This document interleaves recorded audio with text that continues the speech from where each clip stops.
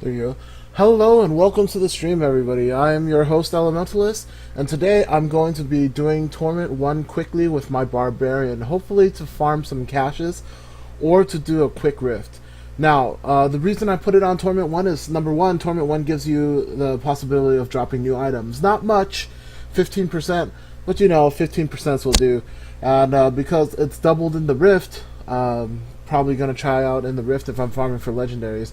Although, however, I do want to mention that every time I'm in a rift, it is harder for me to get a legendary. I don't know why. It just seems like most of my legendaries come from key farming or whatever. I might do a couple of key warden runs today. I'm not sure yet. But let's go on with the show.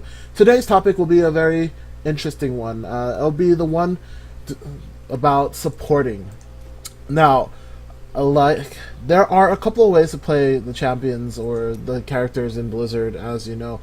In Diablo 3, you have 4 characters. I'm not sure when they're going to implement more or when they're going to implement PvP, but there are ladders coming out in the summer. So for the people who are getting a little bit tired of farming for gear, don't worry, push on a little bit longer for a month or two, and the ladders will be coming out.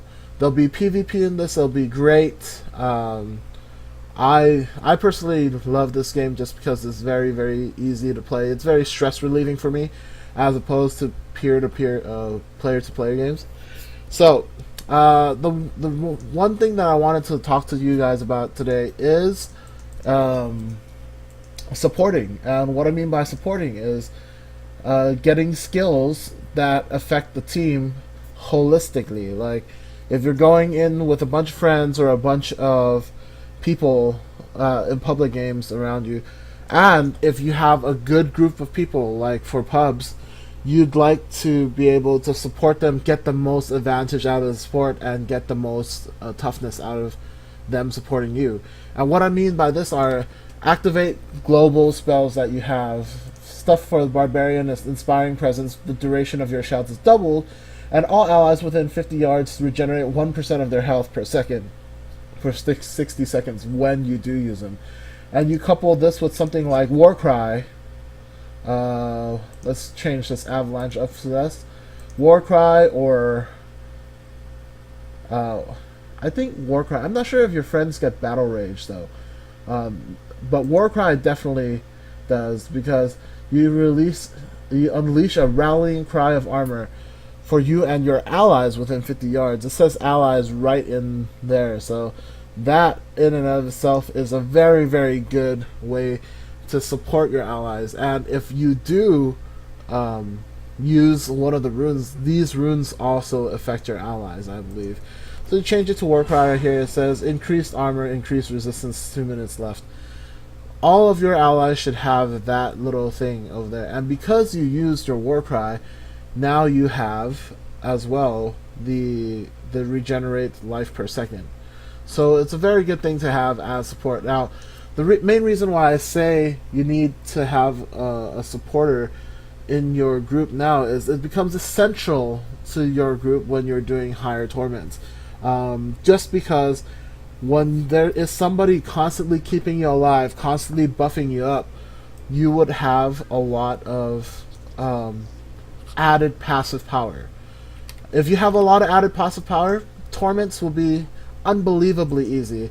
Like, for example, the monk has something that shields you every time he gets enough spirit. The mantra of healing shields you. So that's a very, very good way to get more damage off the bat. And for the Barbarian, obviously Warcry, Inspiring Presence is very, very good. For the Wizard, I don't know what the Wizard can do, but I know Witch Doctor has Big Bad Voodoo, and the Demon Hunter has its little pet. Once the pet wolf can increase your damage by 30% actually, so it's very, very strong. However you decide to navigate your groups throughout the torments is totally up to you, but as for supporting goes, it's very important to have a lot of people throw in passive. I would say one barbarian, one monk is essential to having at least, you know, the war cry and the mantras. You could also have, you know, a shielding monk and an evasion monk. It also helps you out quite a bit with that.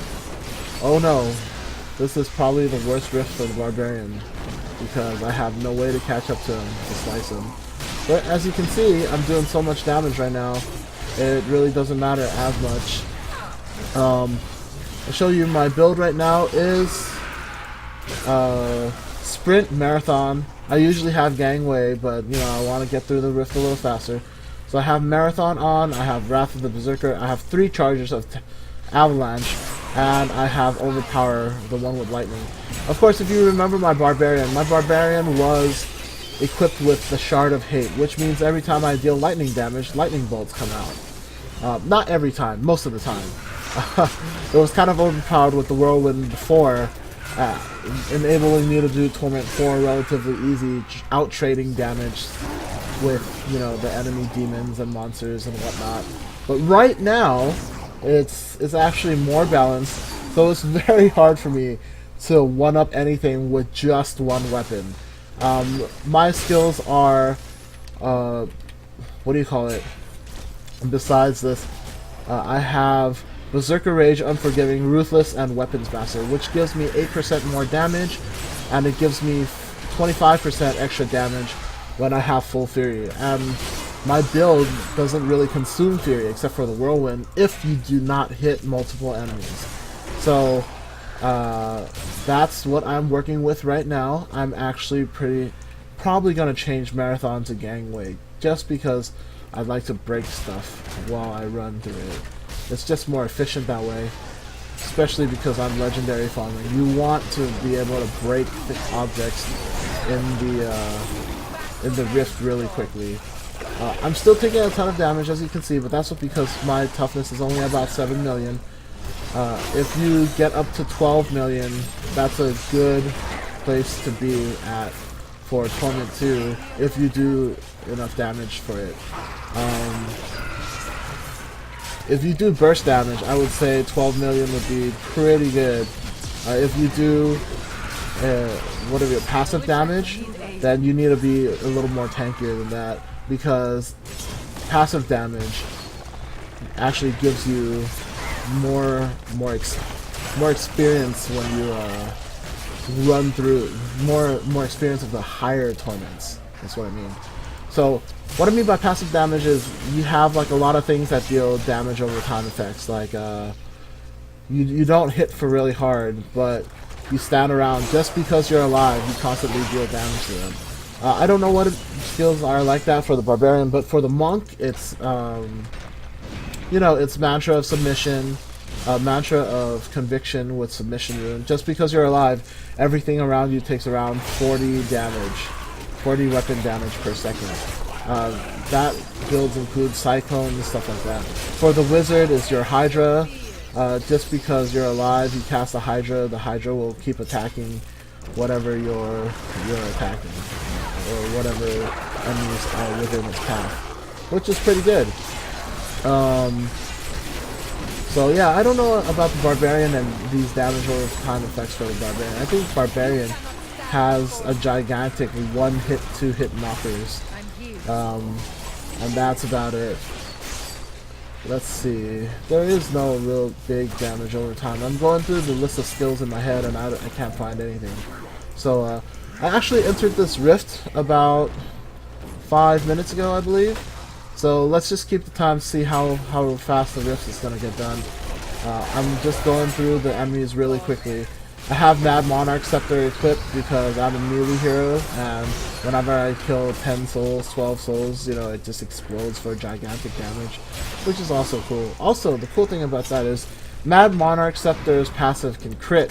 So whenever you see a big circle, a big green circle come out of the center of my body like that, that wave can crit, and it's about 1000% damage. I believe it's 1200 damage on mine. It depends on the one you have, really. But yeah. So, Mad Monarch Scepter, Shard of Hate. I'm really relying on these weapons to do like my pure DPS because I don't have anything in my skill kit that does a lot of damage except for Avalanche. And Avalanche I store up to 3 charges instead. I don't know if the fire one is actually better because the fire does 4,500 damage over 5 seconds, which is equivalent to about 900 damage a second. But I'd rather just have 3 charges of Avalanche. There's more damage overall that comes out of it. So, oh, lucky, I got a speed pylon. Means I could, barrel through everything. And hopefully be able to stop at the elite. Right now you notice that my damage is circulating between 10 and 12,000 because when I do my overpower, it gives me critical strike damage, therefore, more crit, more damage, and so on and so forth. So, yeah, everything I have is geared towards lightning damage and critical hit right now. I don't know what else to do on the Barbarian to make it stronger. I hear a lot of people use Hammer of the Ancients because it's a guaranteed critical strike and this and that, but I'd rather just have my escape. Let me tell you something about the Barbarian. If you don't run Whirlwind on the Barbarian, you would rely on other stuff to escape, and the other stuff is not as good. Most Barbarians, I don't think, run Sprint if it's not for speed runs. But Whirlwind on the Barbarian is almost a must-have just because the Barbarian could spin, ignore unit collision, and that's huge in your survivability. You can ignore unit collision while dodging those fireballs, dodging melee hits, because you'll notice that some of the monsters here have a wind-up animation to attack. And if you dodge that attack, you'd be able to dodge the damage done to you overall. So Whirlwind is a great defensive asset. Offensively, it doesn't do that good. Offensively, if you have the Fire Whirlwind, it's only 325. I have the Lightning Whirlwind. It's not that great. I'm probably going to spec lightning damage on the Barbarian just because currently with the state of items that are out, the best items available do lightning damage in the game. So why not just pile on the lightning damage and let's see what comes out of it. Now, the other thing that is good about the lightning damage is I have the Shard of Hate, and when I use a lightning skill, lightning bolts could emit from it. Now, that's a gamble that you may or may not have to take because I use Overpower with the lightning rune, and that gives me about 300. It's about 360 damage, I believe. Yeah, right there, 380 damage.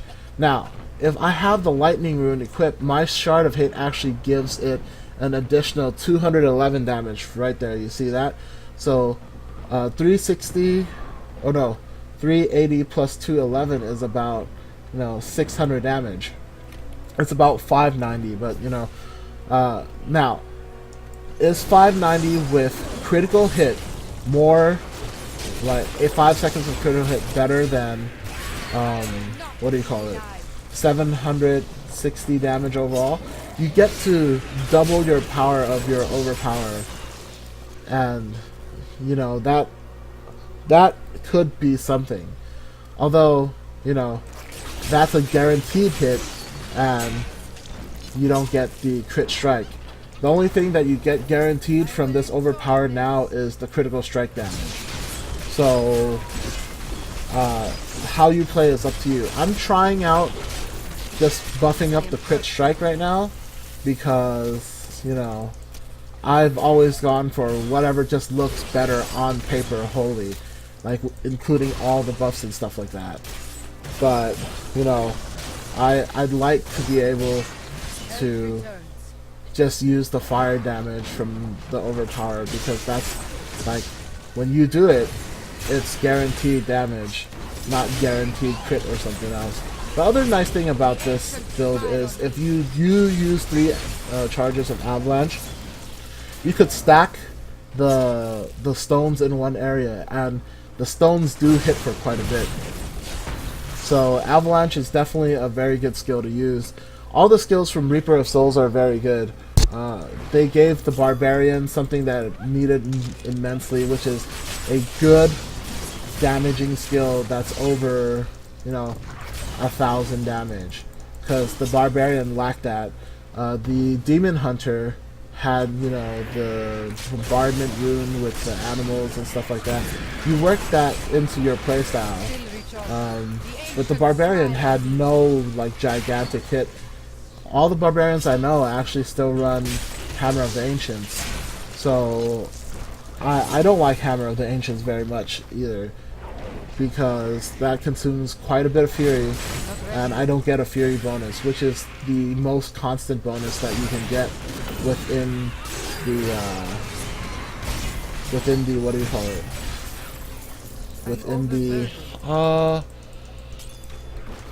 Within the buffs. Yeah, that's what I meant.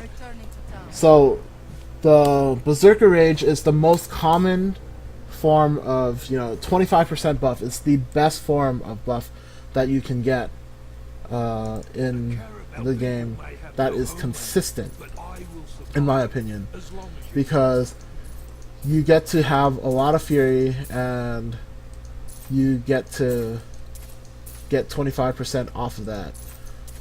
However, I do see the point that people are making, like, oh, why aren't you using something else so you have, like, resource management and stuff like that? Well, because take a look at the Barbarian skill, right? Cleave does a lot of damage, 210 weapon damage. Whirlwind does 300. It's not that. It's only used for my defensive way and escaping. But the other spells that do a lot of damage, Fierce Charge 760, Revenge 480. They don't use Revel, Overpower Reveal, Revel, what do you call it? 760. So most of them do not have a gigantic, Fury user type of thing. But all the attacks that use Fury, Hammer of the Ancients, can only go up to 640. Ren, 1,000 over 5 seconds, which means that 1,000 over 5 seconds would be equivalent to 200 damage a second. Seismic Slam could go up to 710. But that's not as much, and it uses 30 Fury. Whirlwind is cost 10 Fury, but 325 weapon damage for 10 Fury is really good. Or Ancient Spear. The only one I would consider using as an attack that consumes Fury would be Ancient Spear, because if you use Ancient Spear with Boulder Toss and just stack on that maximum Fury, you can potentially drain all your Fury and deal a ton of damage. That is why I think Ancient Spear is really good, but that's about the only one that I would even consider. Everything else that does quite a bit of damage. Ground Stomp, I use the one that does damage, obviously, and that's 575 damage. Leap doesn't do that much damage, but its utility is good. So all the spells that I like on the Barbarian that could do a lot of damage don't expend Fury. The other disadvantages of the Barbarian is you only have 100 Fury.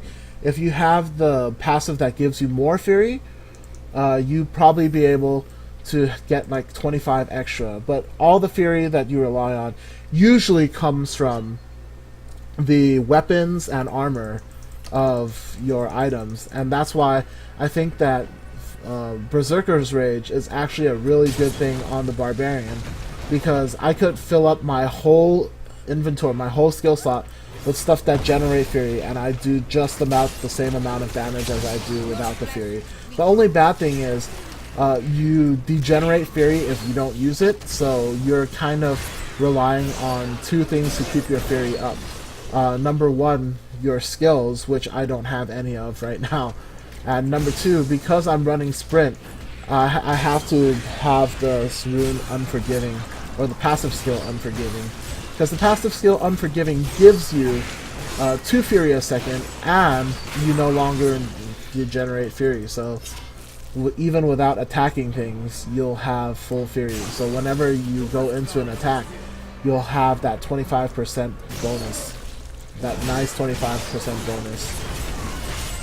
Oh man, Death Maidens are kind of strong. But let me try that. Nope, cannot outdamage her before she outdamages me.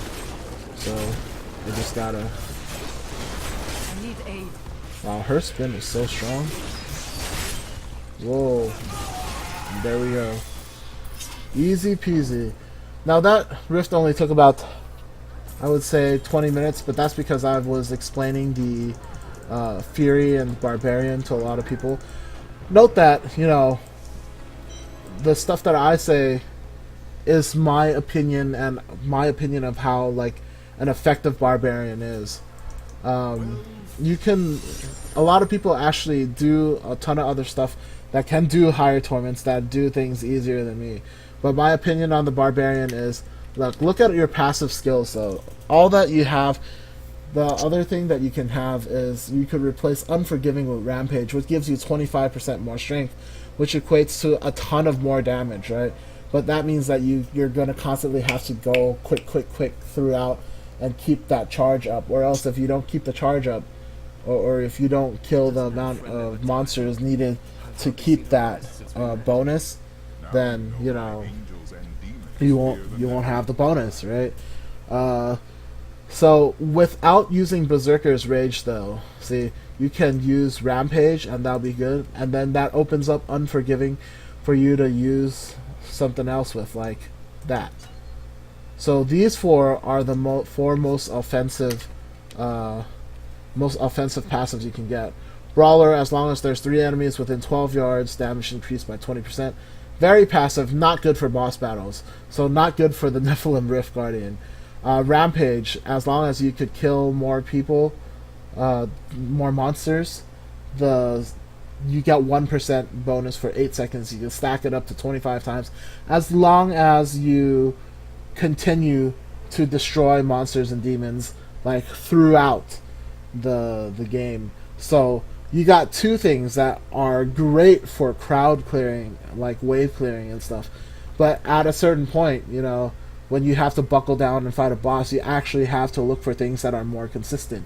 Now, Ruthless is really good because once you hit your enemies down to 40% health, they could finish it off really good because, or 30% health, because Barbarians deal 40% more damage to things that are under 30% health. So you efficiently double your damage and kill things much faster when the things around you are low HP. It just is so good of a skill. Like, I would pick this up and use it on everything. So another one of the combos that you could do with this is run a Barbarian and a Demon Hunter. The Demon Hunter deals 40% extra to targets above 70% health. And then, you know, you fight them in between, and when they drop below 30, the Barbarian could finish it off. And that's just a very good combo for you to use. Other thing that you could use for the Barbarian could be, you know, Hammer of the Ancients. But the Hammer of the Ancients builds I have revolves around, you know, being at half health. Like, if you're using Hammer of the Ancients, you have to have, like, Relentless and some other stuff, so you can go down to half health and stay there and effectively use Hammer, just continue to spam that Hammer over and over. So yeah, that is the show for today. Today we covered the Barbarian skills and damage. We covered the support runes, how to support and what to support, and how to do higher torments with support.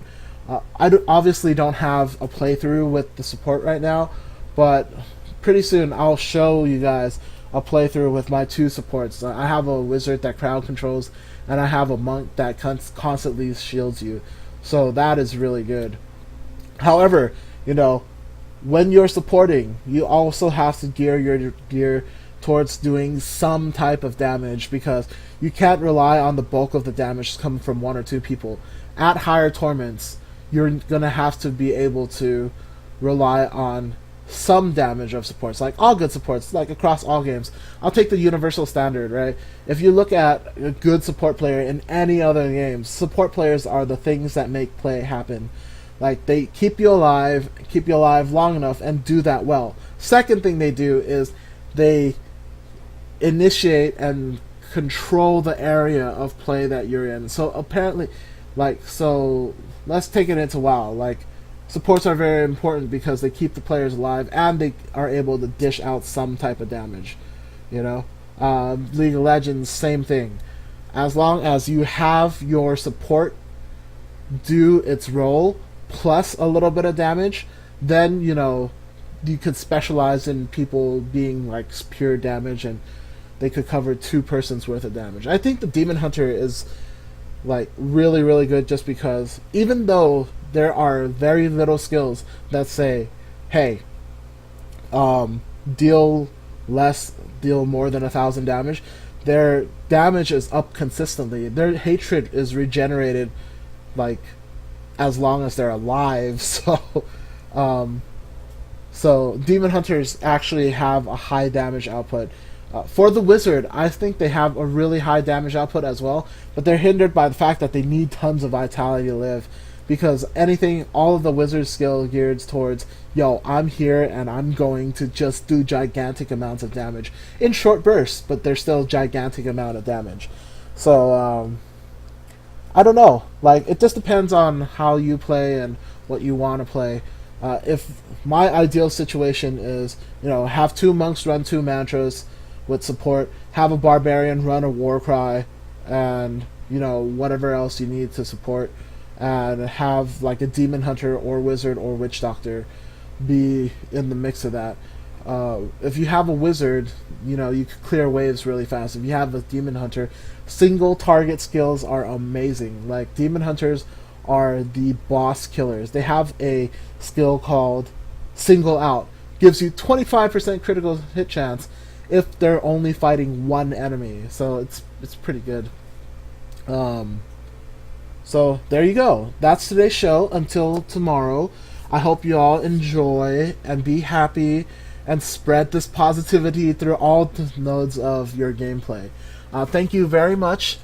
I'm Elementalist. It has been a pleasure hosting the show today, and hopefully, until next time, be nice to each other.